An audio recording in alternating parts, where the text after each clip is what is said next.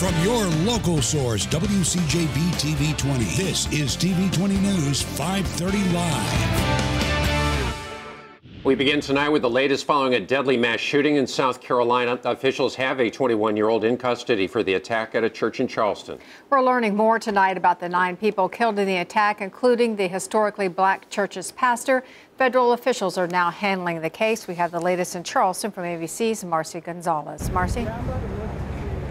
Good afternoon. The suspect appeared very briefly in court today. He said nothing, but his roommate is talking, telling ABC News the accused killer is a racist who plotted this attack for months. They came here simply to worship, but police say he was here solely to kill. Dylan, what do you have to say?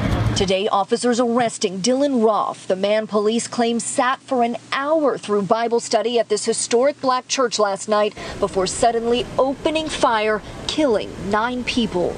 There is something particularly heartbreaking about a death happening in a place in which we seek solace. Police say a tip led them to the 21-year-old driving 2 hours away in North Carolina. The accused killer, police claim, told one of the 3 survivors he let her live so she could tell others what he did, now telling detectives for himself. In custody, being questioned about this heart-wrenching hate crime. We woke up today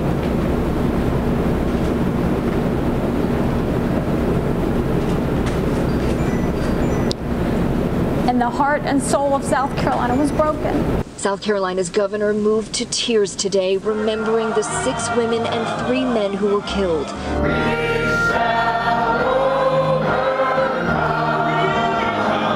Including State Senator Clementa Pinckney. Because the Lord teaches us to love all.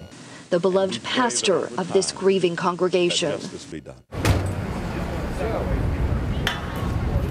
And we've just learned that the Reverend's wife and 5-year-old daughter were in this church last night, but they happened to be in a different room. So we're told they heard the gunshots, they called 911, and there's another 5-year-old girl who was in the same room where those 9 people were killed.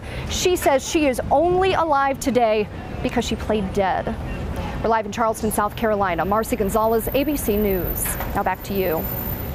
There is a prayer vigil that will get underway tonight at 6:30 at a church in Gainesville. TV 20's Nico Clemens will have a live report from the vigil for you coming up tonight at 6. Back here in North Central Florida, there is just one word to describe today, and that is hot. Bill, people keep saying, when is it going to cool off? Not for a while, unfortunately. We're going to see this pattern continue through a good part of next week, and we're going to keep it in the mid-90s with the heat index 100 to 105 in the afternoons. And we'll also get more thunderstorm activity over the next couple of days. Now, we've actually cooled off quite a bit. We had reached a high of 98 to 99 in Gainesville, 86 right now because of thunderstorm activity and also some very heavy rainfall in isolated spots, and the heat index down to 90 degrees where it was 104 just a short while ago. Temperatures across the region still pretty warm in Lake City. They're at 95, 89 across the 89 at Cedar Key, and 91 over Daytona Beach. But the shower and thunderstorm activity has been much more numerous across the region for this afternoon, a little bit further inland than they have been, not as much out towards West Coast. You head west of I-75, southwest Marion County. They have been dealing with these strong thunderstorms, even a number of severe thunderstorm warnings for that area for the last hour to hour and a half. Other parts of Marion County near Marion Oaks still looking at some significant weather advisories with these storms. As we head a little bit further to the north, northern Marion County, southern Alachua County, over into eastern Alachua County, from Hawthorne northwards toward Keystone Heights, Lake Santa Fe, Little Lake Santa Fe, even into Bradford County, some strong thunderstorms there. We have a number of significant weather advisories. We'll put this and show you what we have out there. A significant weather advisory for Bradford County continues for a little while longer. We expect to see that be a bit of an issue as we head through the evening with these storms just sitting in place. Very heavy rainfall. That significant weather advisory till 6:15. Also in Putnam County till 6:15. Alachua County till 5:45, and back into Clay County until 6 o'clock. So a number of these storms could go severe very quickly. We'll have more on that in your forecast in just a few minutes. A TV 20 viewer sent in this video of I-75 southbound at about 2:15 this afternoon. Take a look on the right. This is in Marion County, just south of Ocala. 3 men were riding in that Buick before an engine fire caused them to have to pull over, but we are told that no one was injured. Now for a check on our rush hour roads this evening around North Central Florida. Bob Albert joins us with our traffic team update. How's traffic moving, Bob? Well, we're still seeing some delays for the drive this afternoon. Hi, Paige, David. This report's brought to you courtesy of Allen Law Firm. We've been seeing delays throughout the day in Gainesville. Southwest Archer Road and 37th Boulevard. Eastbound, that outside lane remains closed. Expect long lines and delays as you head that way. They should be clearing before long. That's been some construction going on. 75 all clear right now in both directions all the way through the viewing area. We are seeing some long lines and delays and some spotty showers here and there, but accident-free at the moment. Bob Albert, that's your WCJB TV 20 traffic team report. A man is behind bars tonight accused in a string of burglaries stretching across the state from the Panhandle to north central Florida. Dwayne Officer was arrested in Bay County on 28 charges from the Gainesville Police Department alone. A law enforcement officer in the Panhandle noticed suspicious behavior and was able to arrest the suspect on a Gainesville warrant. We're able to tie him back to all of these crimes, and we are very happy that he is in the Bay County Jail right now at a $975,000 bond. Officials say along with the Gainesville burglaries, Dwayne Officer is accused to 36 business burglaries in Pensacola and dozens in Duval County. It's hot outside, and as summer gets underway, Gainesville Regional Utilities is trying to meet the demands of customers who want to be comfortable indoors. And in order to do that, the company had to buy energy from other utilities. Coming up tonight at 6, TV 20's Brooke Schaefer speaks with GRU representatives about what this energy purchase means for you and your bill. Making state headlines this evening, the man accused of a road rage attack against George Zimmerman last month is now charged with attempted second-degree murder. Matthew Apperson was previously charged with aggravated assault and battery for firing a gun into the former neighborhood watch leader's car on a busy road in a suburb of Orlando. Zimmerman suffered minor injuries from broken glass. Apperson is out on $35,000 bond and, according to his attorneys, plans to plead not guilty.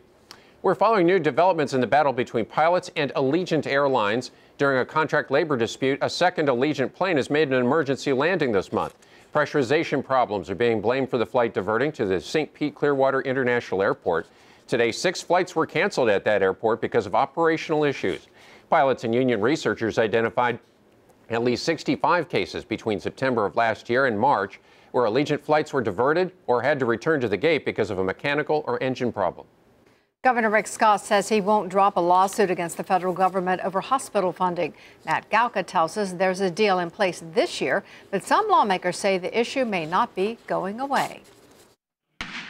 The Florida House ran through the differences between the state budget they're about to vote on and the one they passed during regular session. We provide for a $1 billion low-income pool as authorized by federal CMS. The federal government was set to end a program known as the Low-Income Pool, or LIP, that provides money to hospitals serving low-income patients. Expanding Medicaid was touted as a better option, but that forced the governor to sue the Obama administration. The feds backed off and have agreed to provide reduced funds for the next 2 years.